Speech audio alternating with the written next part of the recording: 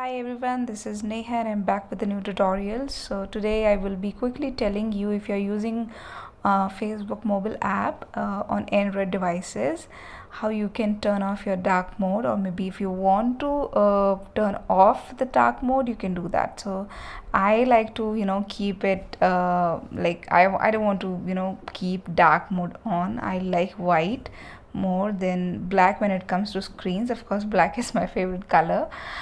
So let's just get started and I'll quickly tell you how to do that. So this is the timeline when you see whenever you are opening up your Facebook application.